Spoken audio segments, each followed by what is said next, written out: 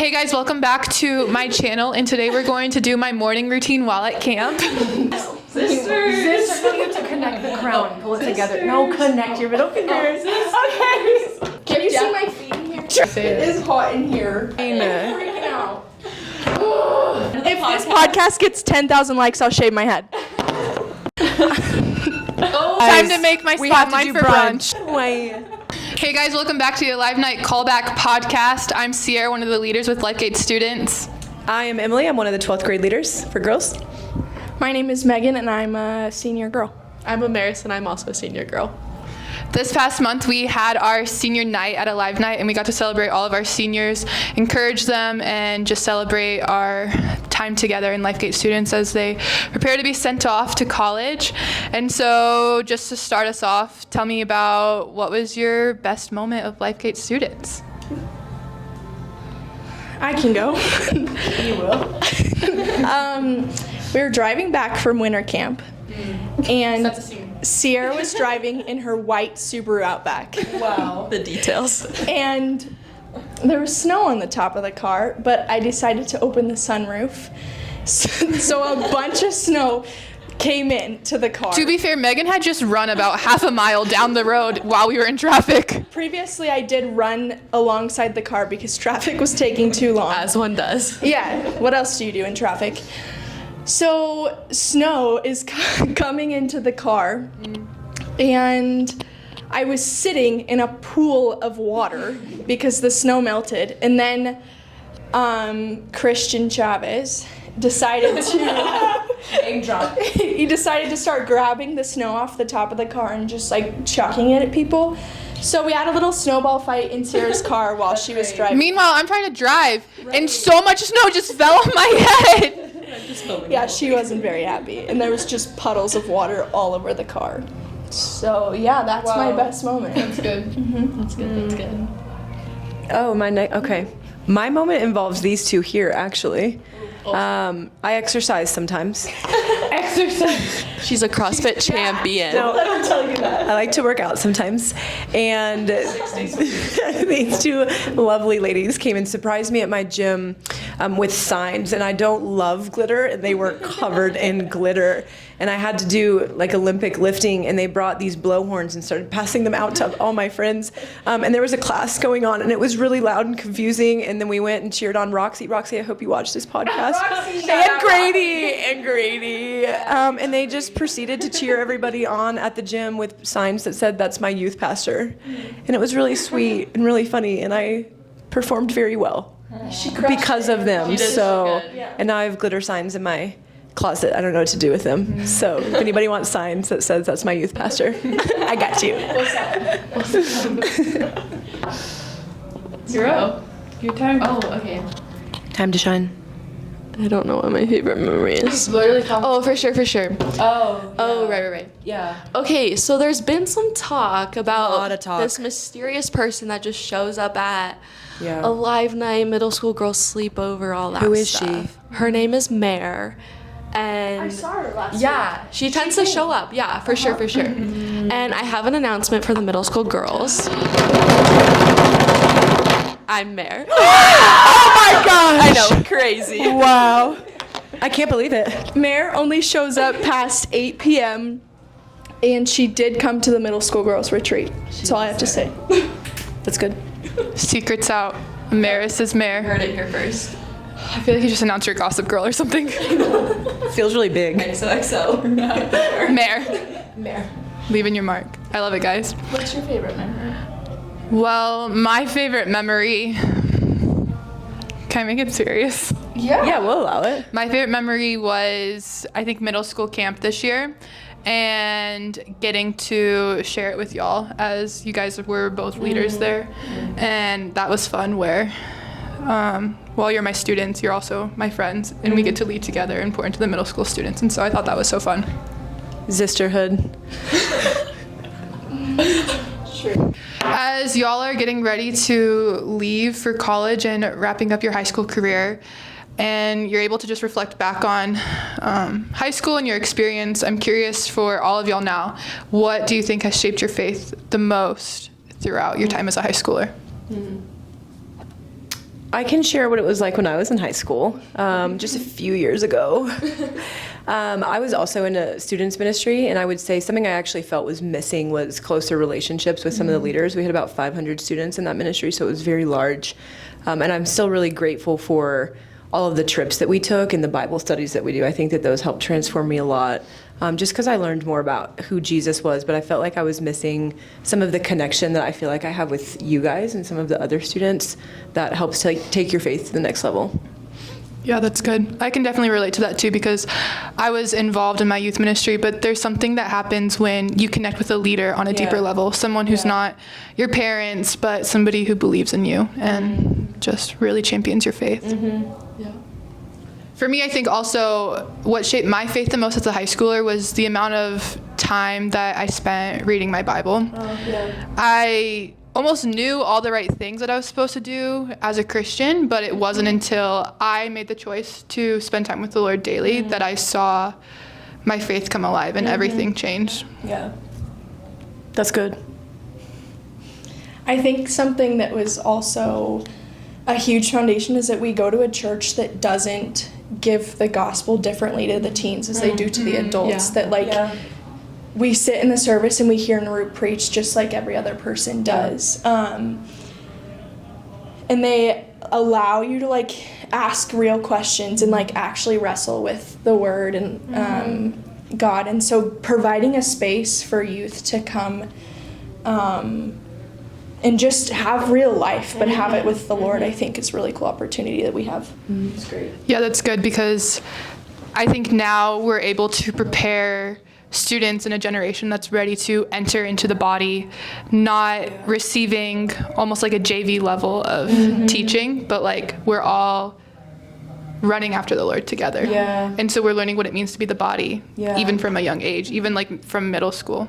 And so, yeah, that's super important. Something that I didn't get to experience when I was in high school, of like learning now after I graduate what it looks like to be a part of the body, to be a part of the church and to contribute versus just having fun, as we obviously did at LifeGate students, but we were able to do it all. Yeah, varsity athletes. You guys could go to the Olympics. I think for me, the community aspect was super big. For so long, community was something that I really craved. And coming to LifeGate, where you're just surrounded by such, like, people that are so on fire for the Lord and just surrounded by such good mentors. And just seeing how they walk their everyday life, you're so inspired by that. And I think that really helped shape my faith over the last couple years. How do you think that the community aspect that y'all have experienced at LifeGate students has impacted now you as you would go back to your schools and live out your faith there?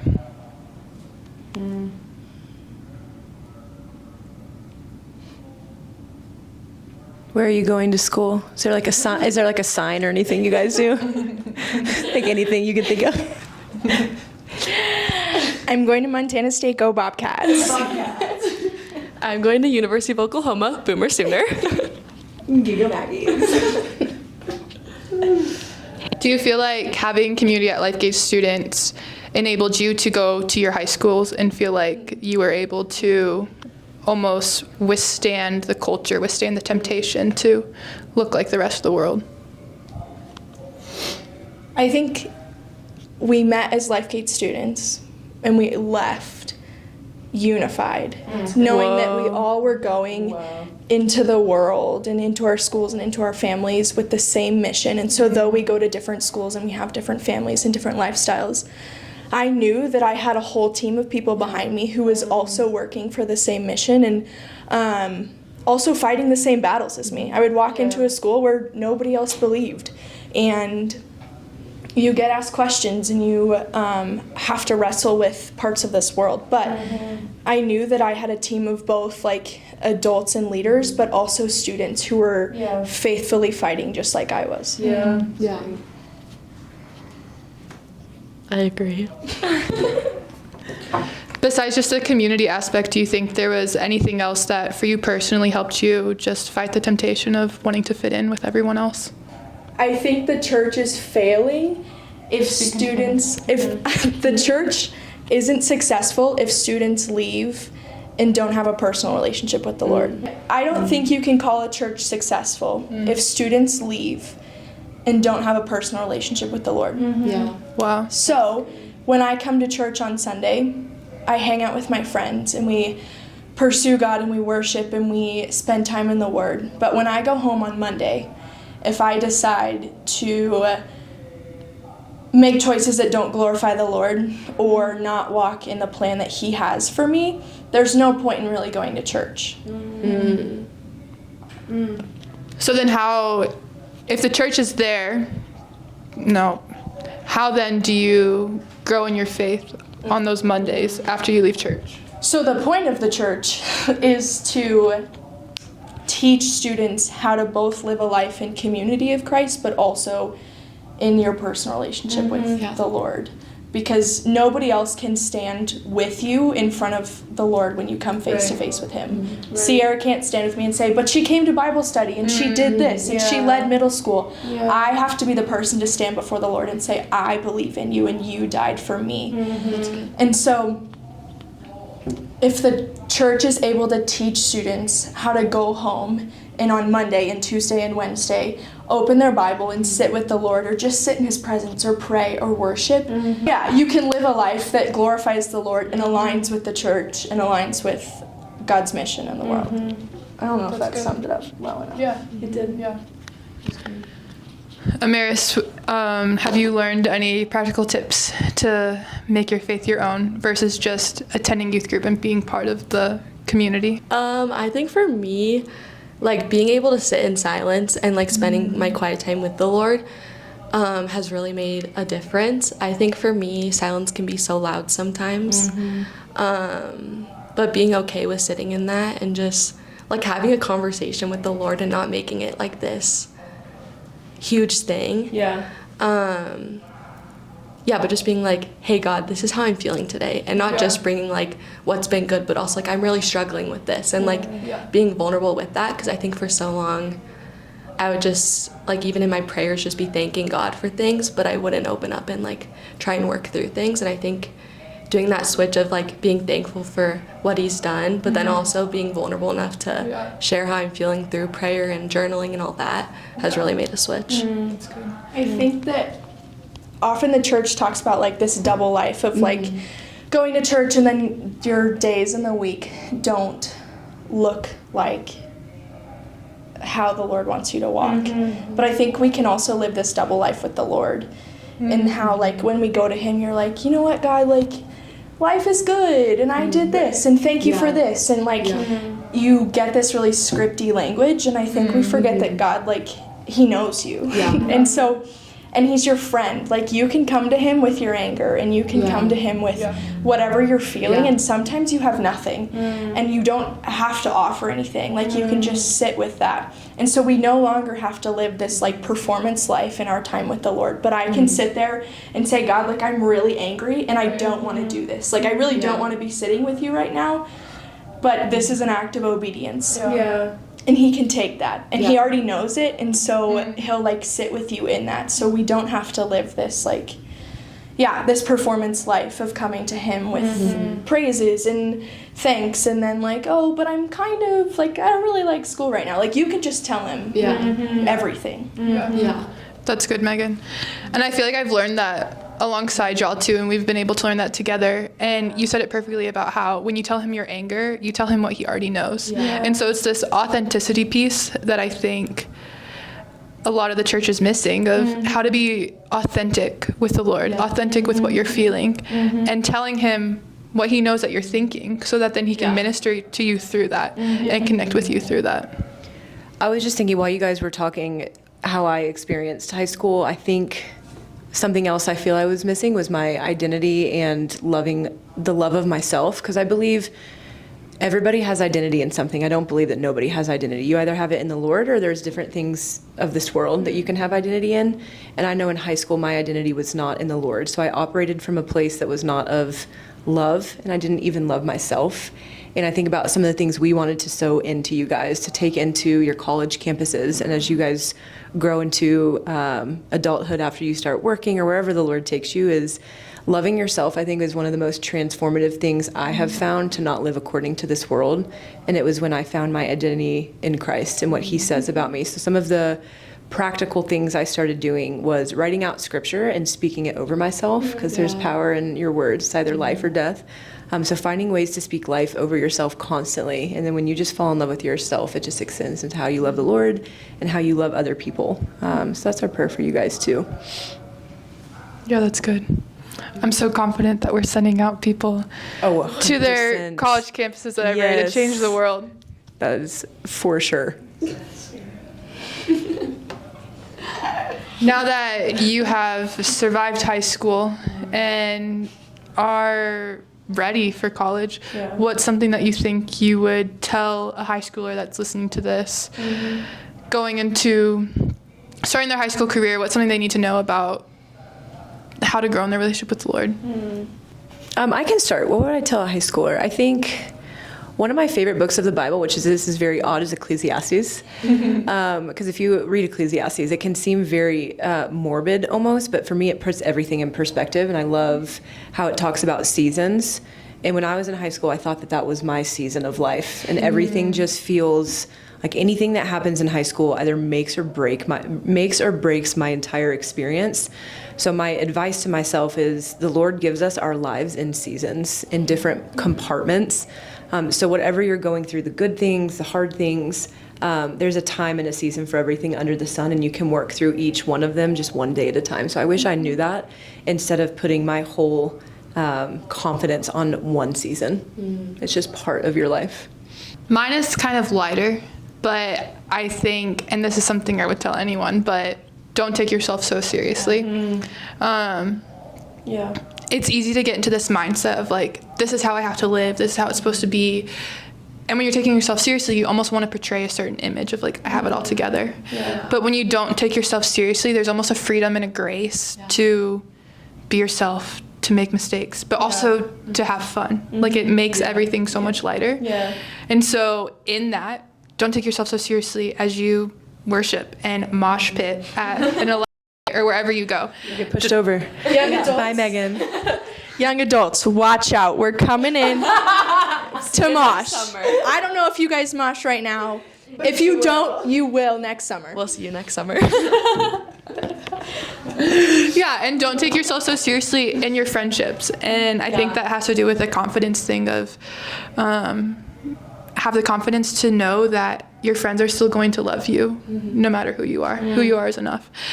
And lastly, as we were talking about just bringing your authentic self to the Lord, don't take yourself so seriously as you approach him and tell him what you're feeling. That's great. My advice for growing in your faith would just be to be hungry. Like, the Lord feeds you when you're hungry. If you just like fully pursue him. And you can come in knowing nothing, and that's okay. Like, he's gonna meet you where you're at. And so if you can find like between the word and then people around you to just like feed your hunger, and you just want more and more of the Lord, then he's gonna shape you to be who he wants you to be. And you'll end up spending more time with people who push you towards him, and you'll end up spending more time in the word, and then he'll develop your true identity in him, and you no longer have to like search in sports or in academics or in friends for this identity. Because when you're hungry for him and he feeds you, he's going to start to create you to be who he wants you to be. I think also going alongside that, like finding people that are also so hungry for the Lord, because that just makes like you want to continue to do that. And like having people alongside you that you can share your wins with and your bad days with. Not being afraid to seek after community. And putting yourself out there even though it's scary sometimes. But I think that makes such a difference when you have those people supporting you, whether that's like on the sidelines or like walking with you through everyday life. Yeah, that's good, Amaris. And I love how you said just don't be afraid to put yourself out there, because that's the number one place to start. I think it's easy to feel sad that you don't have community or that you don't belong, but it just starts with the confidence of putting yourself out there. And I've seen both of y'all do that so well, and look at where we've come. So yeah. I think it's a lot of times when freshmen enter high school, they're like, I need to control, like, I'm going to play varsity sports and I'm going to take all these classes that make me academically successful, and I'm going to find the best group of friends.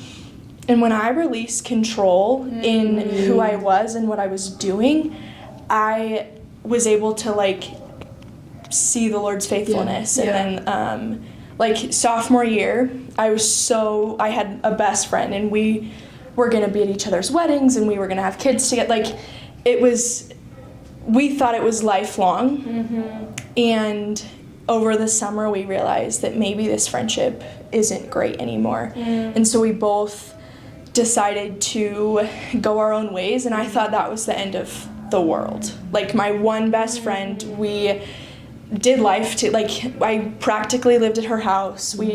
She was Christian too, and we faithfully pursued the Lord together. But when I released control of that is when Amaris and my friends here came into my life, and when I was surrounded by a new group of people. And so releasing control to the Lord, like, God, this is my life, and I'm losing this best friend. But he was reminding me, like, I have so much more in store for you, and if I didn't go my own way with her, then I wouldn't have the friends that I do right now. And so it feels really big in the moment when you're in high school, and it feels like your world is ending. But the Lord has something bigger and better for you, and he does know what he's doing. And so just releasing control of that is really important. That'll preach, Megan. And so cool that we've gotten to see the fruit of that. Guys, thanks so much for engaging and really digging in with us and learning alongside us this year. And thanks for sharing what you've learned in high school and how you want to challenge the future of the church to pursue the Lord and to engage in the church. Bye. I don't know. Comment and subscribe, and comment down below. Don't forget that we need 10,000 likes so Megan can shave her head. She will shave her head. Yep. Time to go get our table.